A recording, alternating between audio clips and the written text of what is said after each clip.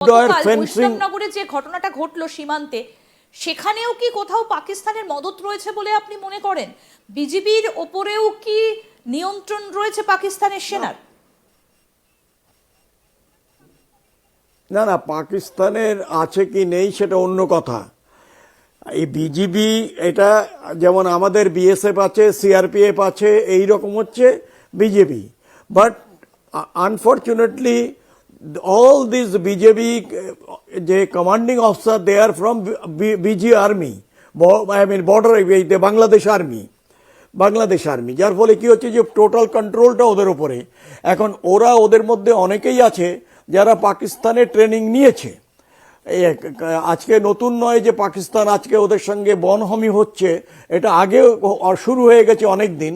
এবং তারাই those who have been trained by the Pakistan army at Rawalpindi or Karachi or যেখানেই করুক না কেন পাকিস্তানে, সেইখানে কিন্তু এদের এই মাথায় ঢুকিয়ে দেওয়া হয়েছে যে তোমাদের দেশ কিন্তু বাংলাদেশ নয়। আমার যে মনে হচ্ছে যেটা তোমাদের দেশ পাকিস্তান, আমরা বৃহত্তর পাকিস্তান করে নিয়ে আমরা যদি আবার এটা করে নিতে পারি, আমাদের যে ইচ্ছা ছিল যে আমরা আবার নতুন করে আমাদের পাকিস্তান এখানে গড়ব, আমরা সফল হব।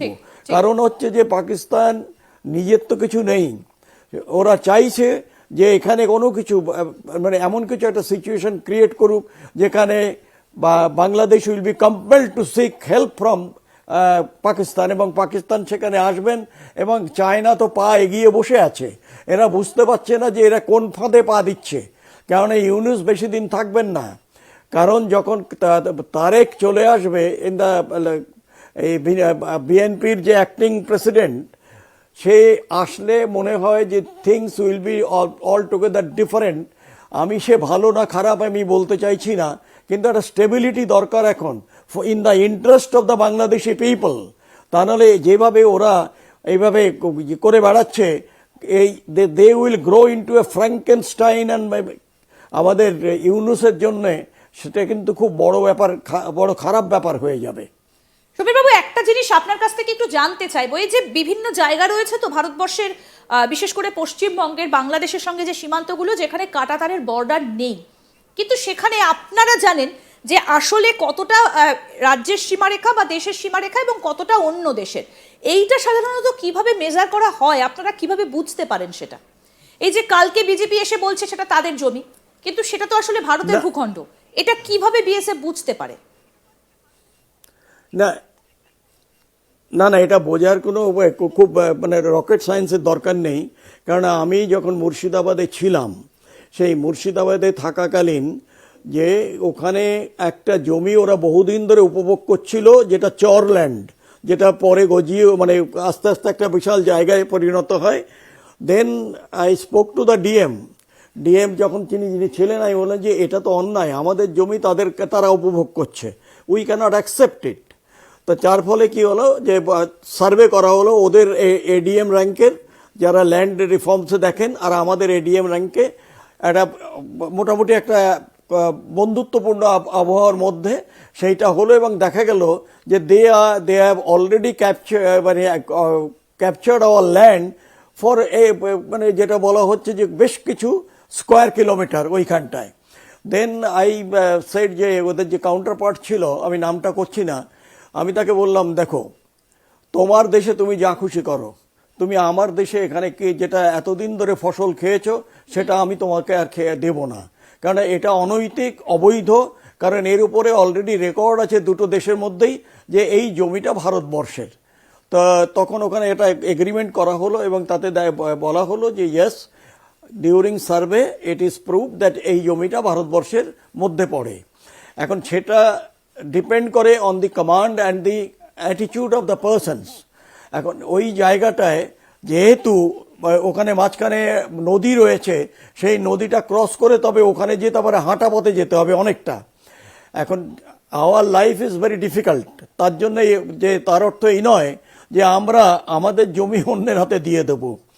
পরবর্তীকালে কি হয়েছে আমি জানি না, তবে আমি যতটুকু শুনেছিলাম যে ওটা ওইখানেই ছিল, মাঝখানে নেওয়ার চেষ্টা করেছিল দ্য ডিএম, যখন যিনি ছিলেন তখন মুর্শিদাবাদের, তিনি এবং পুলিশ এবং লোকাল বিএসএফ দিয়ে আবার তাদের ওখান থেকে উঠিয়ে দেওয়া হয়েছিল।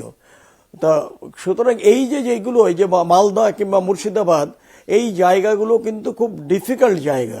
এই জন্যে যে ক্রাইম অ্যান্ড ক্রিমিনালস, তারপরে মালদাতে যেমন রয়েছে, অ্যাডেড যে প্রবলেমটা হচ্ছে সেটা হচ্ছে ফেক কারেন্সি।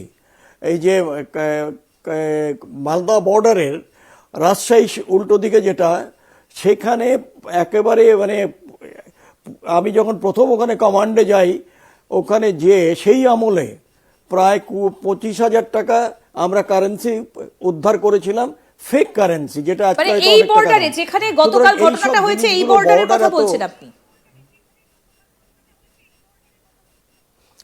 হ্যাঁ, না আমি সেটাই বলছি যে ওরা মালদায় যেটা হয়েছে সেখানে তো আমাদের ওখান থেকে যে মালদায় যেটা, সেটা তো দেখো বর্ডারে গেলে শান্তি অশান্তি মিলিয়েই হবে। আমরা যদি বলি যে 100% শান্তি থাকবে বর্ডারে, তাহলে তো হবে না।